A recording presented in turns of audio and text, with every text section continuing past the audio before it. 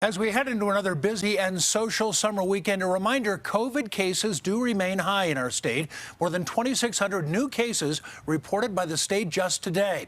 Our 7-day testing positivity rate has fallen slightly from earlier this week from 13% down to about 12%.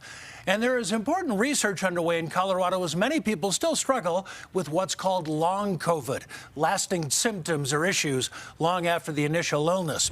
CBS 4's Rick Salinger in Loveland right now with more. And Rick, researchers want to know if psychosis can be linked to COVID. Yes, Jim. It seems to develop about a couple weeks after the normal COVID symptoms ease. It can change a person from day to night, and that's why one mother we spoke with feels her son may have COVID psychosis.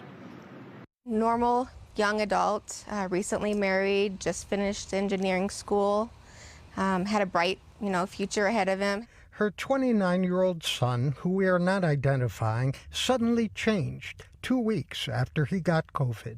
He's a completely different person. You talk to him now, and it's kind of like nobody's home all the time. She suspects, like others who have gotten COVID in the U.S. and around the world, that he has developed what's called COVID psychosis.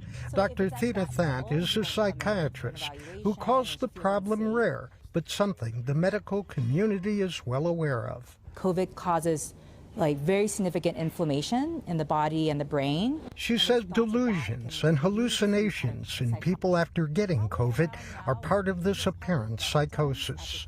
So that can include things like delusions, especially paranoid ones, where you feel like people are after you, or ones of exaggerated self-importance. One delusion this young man has is that law enforcement is conducting surveillance on him. He feels his neighbors are trying to erase his mind. There is hope for those who have COVID psychosis symptoms through medication, but this mother says he must acknowledge he has a problem.